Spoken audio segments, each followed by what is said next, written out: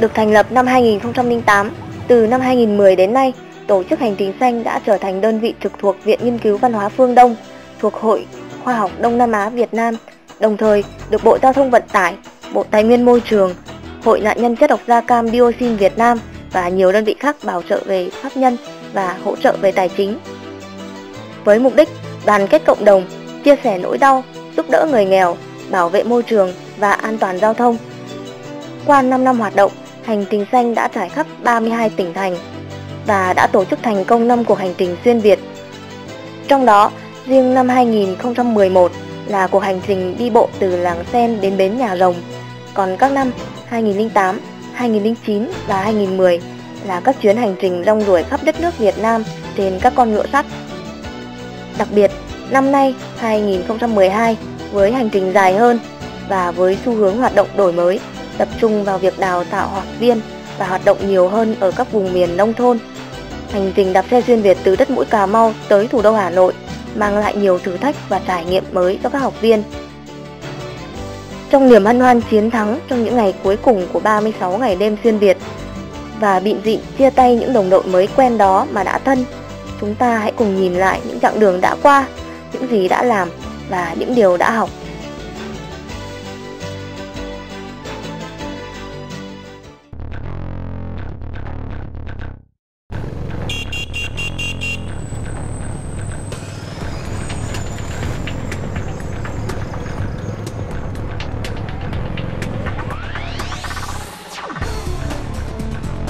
"36 ngày đêm, ăn tranh thủ, ngủ khẩn trương, làm việc hết mình và đạp xe hết sức." Đoàn hành trình xanh đã đi qua 26 tỉnh thành của 3 khu vực lớn miền Tây Nam Bộ, Duyên Hải miền Trung và đường mòn Hồ Chí Minh.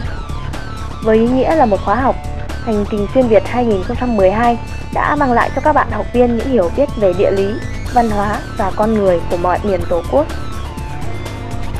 Mở đầu cuộc hành trình, đoàn đã đến với đất mũi Cà Mau, nơi địa cùng Tổ quốc, rồi đi xuyên suốt 7 tỉnh miền Tây, nơi mà lần đầu tiên hành trình đi qua. Những cánh rừng ngập mặn, những khu vườn sum xuê hoa trái, những cánh đồng bát ngát đã làm cho các học viên không khỏi ngỡ ngàng. Những cây cầu miền Tây cũng làm giảm tốc độ của các bạn học viên rất nhiều. Cầu Cần Thơ, Mỹ Thuận, Phú Mỹ có thể nói là quá đẹp và hùng vĩ, nhưng cũng chính là những khó khăn lớn nhất trong cuộc hành trình ở vùng đất miền Tây Nam Bộ này. Nếu ở miền Tây, cầu cản bánh xe của đoàn, thì chặng đường miền Trung còn khó khăn gấp bội khi xuất hiện những con đèo dài tới hơn 10 km, độ dốc lên tới 6% đến 10%. Bà Rịa Vũng Tàu chào đón chúng tôi tới với miền Duyên Hải miền Trung với cái nắng vàng, biển xanh, gió to và đèo thì cao vun vút. Tới chặng đường Bình Thuận, Ninh Thuận, toàn đoàn mới thấm thía cái khắc nghiệt của khí hậu và trắc trở của địa hình nơi đây. Để vượt qua 170 km đồi dốc từ Bình Thuận tới Ninh Thuận thì đoàn đã phải bắt đầu hành quân từ 3 giờ sáng. May mắn khi thời tiết thuận lợi, đoàn đã tới sớm hơn dự kiến 4 tiếng đồng hồ. Qua Nha Trang tới Phú Yên, Bình Định, những con đèo ngày càng dài hơn và dốc hơn. Cảnh đẹp ngút ngàn của núi và mênh mông của biển là động lực để các bạn trẻ vượt qua khó khăn khi leo đèo. Những chú ngựa sắt đã được nghỉ ngơi khi tới Quảng Ngãi, Quảng Nam, Đà Nẵng khi đèo dốc ít hơn và địa hình dễ dàng hơn.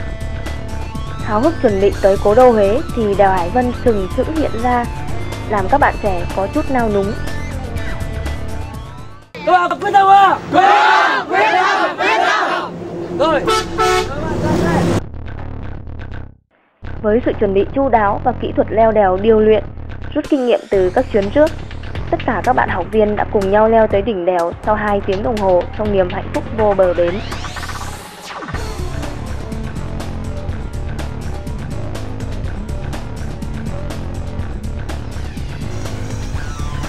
Lên nào, nhanh lên!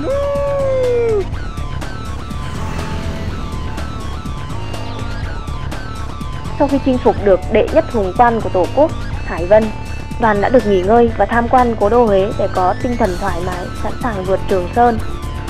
12 ngày đêm, ăn trong rừng, ngủ trên núi, thực sự là những thử thách lớn đối với các bạn học viên.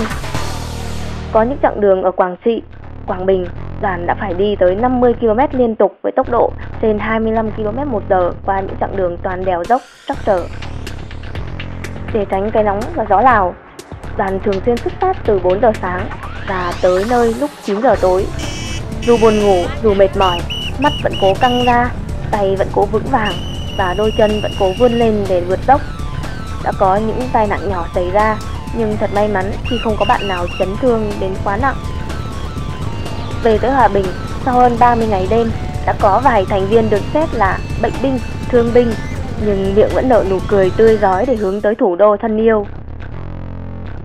Tiến về đồng bằng, ta tiến về thủ đô là ước mơ của các bạn học viên suốt dọc đường xuyên Việt, và hôm nay điều đó đã trở thành hiện thực. Hơn 100 tình nguyện viên đã viết lên trang sử mới 2.600 km, 26 tỉnh thành, vượt miền Tây, qua duyên hải miền Trung và dọc đường mòn Hồ Chí Minh.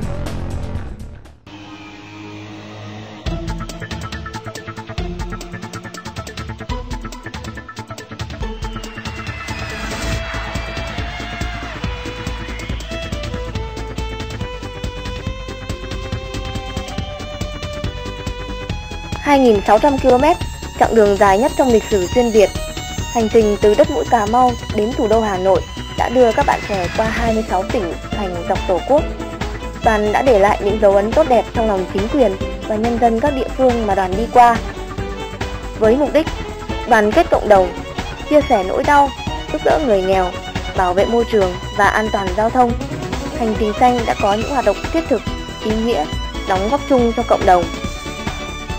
Đoàn đã trồng được 10.000 cây xanh tại 7 thôn nghèo, sơn sửa được 4 trường học, nạo vét được 15 km kênh mương, trong đó có 10 km kênh bê tông, tặng 100 suất quà cho 100 gia đình chính sách và nạn nhân chất độc da cam dioxin, tổ chức giao lưu văn nghệ tại 20 tỉnh thành.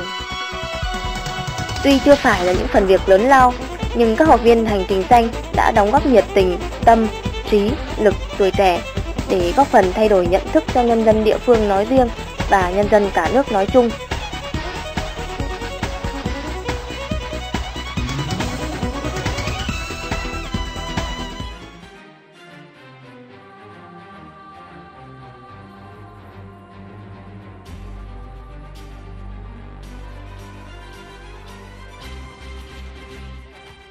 Tham gia hành trình xanh với vai trò là một học viên, hơn một tháng qua, cùng với những chiếc xe đạp xanh, các bạn trẻ đã rong ruổi khắp mọi miền quê của Tổ quốc.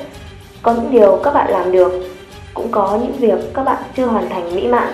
Song mỗi miền đất các bạn đi qua, mỗi công việc các bạn làm, mỗi con người mà các bạn gặp đều giúp các bạn học được thật nhiều điều bổ ích trong đường đời. Sống trong một tập thể, các học viên nhận rõ được vai trò quan trọng của tinh thần đoàn kết.